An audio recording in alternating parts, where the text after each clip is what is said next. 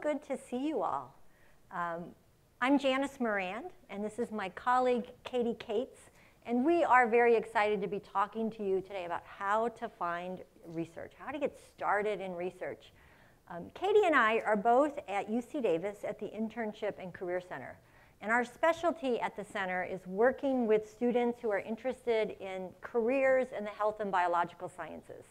So we are very excited to meet with you all, because I'm sure that's the situation you're in. You're here because you're interested in a career in either health or biological sciences.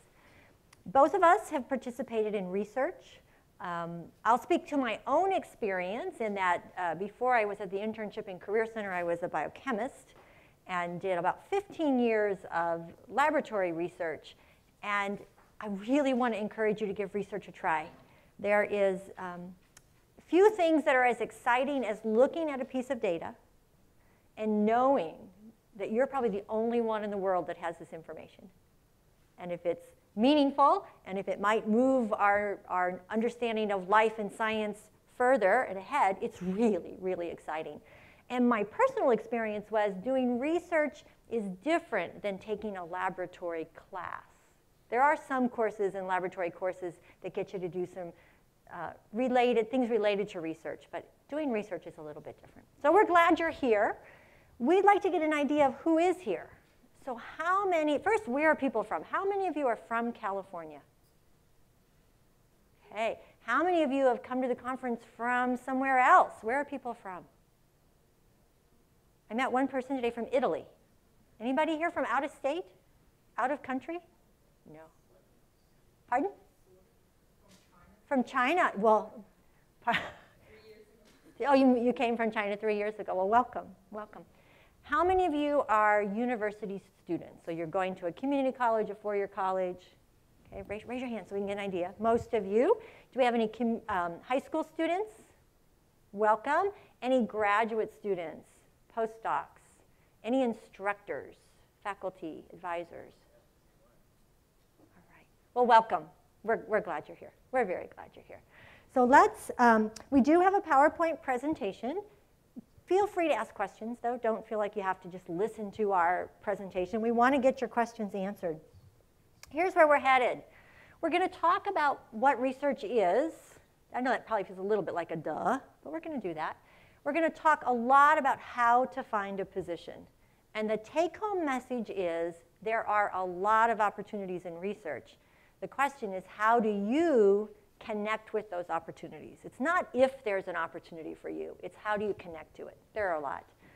We're going to speak a little bit about effective applications, how to present yourself in person, in writing, how to do an effective interview, and finally, how to make the most out of your experience. So as in all things in life, you can fully participate in an activity and you're going to get great meaning out of it, or you can just kind of be on the surface. If you want to do research, we want you to engage fully, and we want you to get as much out of it as possible. As we'll talk, research can take a lot of time and effort, so you might as well do a really good job. So we'll talk about some tips for making the most of your experience. We'll talk about that. Okay, without looking at your little green handout, I'd like to hear from you all about what sort of your hopes are for doing research. What do you want to gain from doing research, a research experience? Anybody? Yes? I guess the primary source knowledge that you obtain from it. So primary source knowledge. It's just learn something new by doing research. Contribute to our base of knowledge. What else? Why would you do research? To either use or generate or perfect your problem-solving ability, right? Any other things? Yeah. Terrific. That's right. She said she wants to put something that she's learned in school into actual practice. So we talk about internships and research in the same sentence at our university here at UC Davis, because if you're in sciences or you're interested in a research career of any sort, you're going to, doing research is putting that schoolwork, if you will, into practice. Any other things you can think of?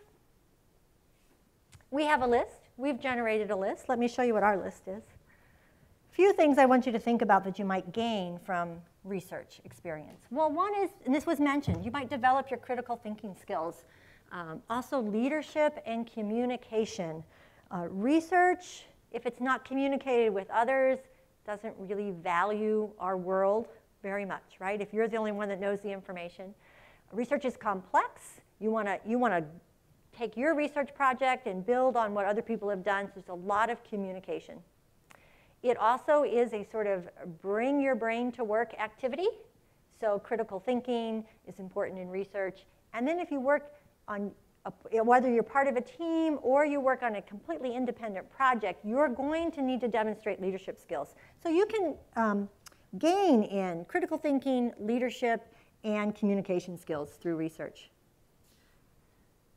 This audience is full of students, as we expected it would be. You're very busy. You have a lot of things going on. To add research to your plate will, by definition, challenge you in terms of time management. So you'll get better at your time management. And even if you're doing research full time, you may be juggling multiple projects, multiple techniques at the same time. So again, time management's going to come into play. So research is going to help you with that, help you get better at it. You mentioned this one, apply your coursework to real-world situations. Some of you would like to just explore research techniques. You've heard about them maybe. You've heard about it in your course, or you've read something in the paper that a scientist discovered X, Y, or Z, some new thing. We're right now in the month of October, and we're hearing about the Nobel Prizes, and you're thinking, wow, somebody's got a Nobel Prize for LED technology.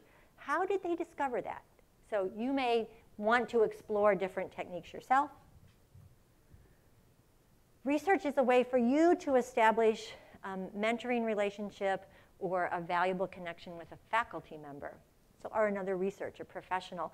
If you participate in research, you're going to be growing your professional network by doing so. So it's an opportunity to work with people who have more experience than you do. You're going to be mentored in your research project. So great relationship, network building. You probably hear a lot about building your network. And then finally, you might participate because you'd like a strong letter of recommendation. How many of you plan to attend a health professional school, medical school, dental school, optometry, something like that? Okay, about half of you. How many of you are thinking you might go to graduate school and do a research career like a Ph.D.? Okay, terrific. You will need letters of recommendation for those pursuits. And it may be that you'll get a letter of recommendation from a research experience. This is very intentional, our list, in that this comes last. And it has the word earn in front of the statement.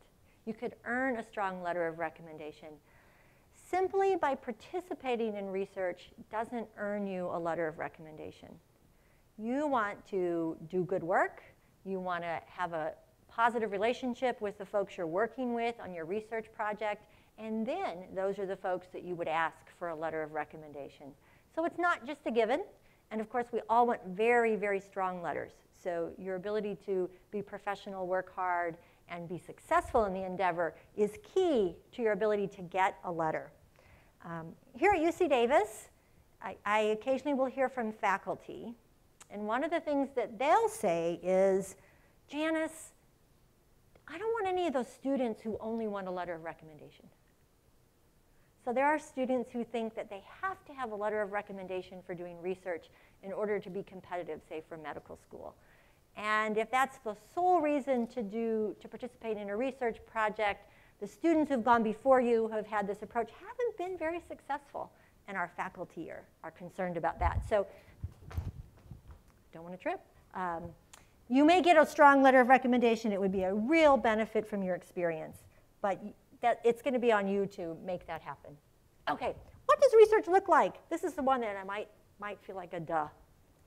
I think most of us, we're in college and we say, oh, I want to do research. And what do you think of? White lab coat, safety goggles, pipetting something, working in a safety hood, right? Running a fancy piece of equipment to do an analysis or an assay. And that is one type of research. There's a lot of research that goes on in laboratories, life science laboratories. But there are also research that goes on in populations, field work, animal populations. And the second one on our list is you could be doing clinical research. For those of you who are interested in healthcare, You might be very, very interested in public health research. You might be very interested in doing a study where you look at real patients in real clinics, where you're talking to patients. You know how we read in the newspaper that, I don't know, I feel like I read a lot of diet things, meaning what I bring in. If I would increase the amount of iron in my diet, it will have some positive effect on some disease or will ward off a disease or something, right? People publish these studies. Those are real research studies, real findings where someone investigated a population of patients, and they may have been patients with a given disease in a control group, and came to conclusions. And that's a type of research. So research doesn't have to be in a laboratory. It could be in a clinic, in a hospital. It could be using medical records in a database. It might be in a library, and these days a library really is often internet-based.